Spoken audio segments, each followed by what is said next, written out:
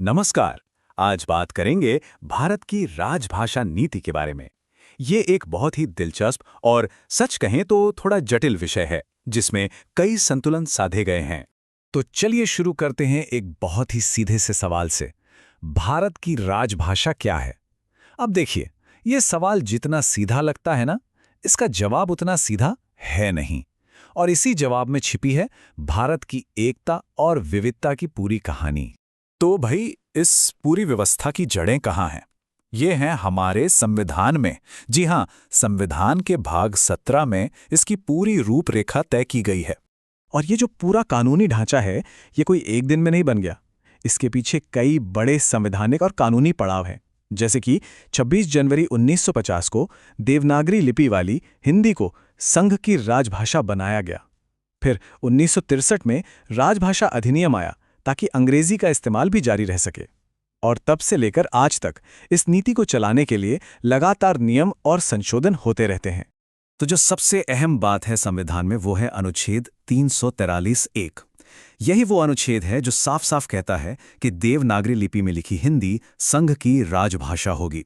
और हाँ, जो अंक इस्तेमाल होंगे वो अंतर्राष्ट्रीय स्वरूप वाले होंगे।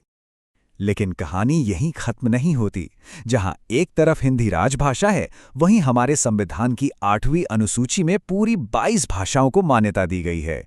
सोचिए, ये दिखाता है कि हमारा देश भाषाओं के मामले में कितना अमीर है। तो अब आगे बढ़ते हैं और देखते हैं कि ये संतुलन कैसे काम करता है। असल में इस पूरी पॉलिसी का जो दिल है, वो है हिंदी और अंग्रेजी के बीच का बैलेंस।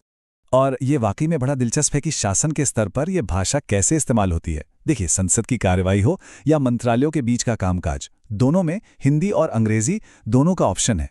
लेकिन जब बात सुप्रीम कोर्ट या हाई कोर्ट की आती है, तो वहां मुख्य रूप से अंग्रेजी का ही इस्तेमाल होता है। तो एक सोचा समझा बाइलिंगुअल अप्रोच है।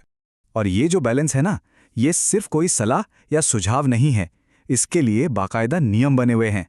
जैसे कि राजभाषा अधिनियम की धारा 33 कहती है कि कुछ खास दस्तावेज बाइलिंगुअली होंगे, सरकारी फॉर्म और लेटरहेड दोनों भाषाओं में। अगर चिट्ठी हिंदी में आई है तो जवाब भी हिंदी में ही जाएगा। और सबसे बढ़िया बात, कोई भी कर्मचारी फाइल पर अपनी मर्जी से हिंदी या अंग्रेजी में नोटिंग कर सकता है। तो सवाल ये उठता है कि इतनी सारी बातें, ये जटिल व्यवस्था इतने बड़े और अलग अलग भाषाओं वाले देश में लागू कैसे होती है? चलिए समझते हैं।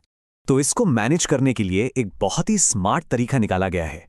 पूरे देश को 3 भाषाई क्षेत्रों में बांट दिया गया है, क, ख और ग। क क्षेत्र में वो राज्य हैं जहां हिंदी मातृभाषा है, तो केंद्र से उनका सारा कम्युनिकेशन हिंदी में होता है। ख क्षेत्र में वो राज्य हैं जो हिंदी समझते हैं, लेकिन उनकी अपनी भाषाएं भी हैं, तो वहां भी ज्यादातर हिंदी में ही काम होता है। और ग क्षेत्र, ये वो राज्य हैं जहां हिंदी ज्यादा इस्तेमाल नहीं होती, तो उनके साथ केंद्र का संवाद अंग्रेजी में होता है। और देखिए, ये कितना इंटरेस्टिंग है कि अंडमान और निकोबार द्वीप समूह क क्षेत्र में आते हैं, जबकि चंडीगढ़ और दमन व दीव ख क्षेत्र में हैं। मतलब ये नियम सिर्फ बड़े राज्यों के लिए नहीं, बल्कि केंद्र शासित प्रदेशों पर भी बिल्कुल वैसे ही लागू होते हैं। अब जरा दफ्तर के अंदर की बात करते हैं। ये पॉलिसी सिर्फ बड़े बड़े कागजों तक नहीं है, बल्कि रोजमर्रा की चीजों में भी दिखती है। नेम प्लेट और साइन बोर्ड, हिंदी और अंग्रेजी दोनों में। रबर स्टैंप पर भी दोनों भाषाएं होंगी, और ध्यान दीजिए, हिंदी ऊपर होगी। फाइल का सब्जेक्ट भी दोनों भाषाओं में लिखना जरूरी है। और हाँ, अगर ऑफिस किसी गैर हिंदी इलाके में है, तो वहां की लोकल भाषा को भी बोर्ड पर जगह देनी होगी। तो क्या ये सब सिर्फ नियमों के जोर पर होता है? जी नहीं। लोगों को मोटिवेट करने के लिए, उन्हें प्रोत्साहित करने के लिए भी एक पूरा सिस्टम बनाया गया है। इसमें इंसेंटिव्स भी हैं, और यह भी तय किया गया है कि हिंदी का ज्ञान किसे माना जाएगा।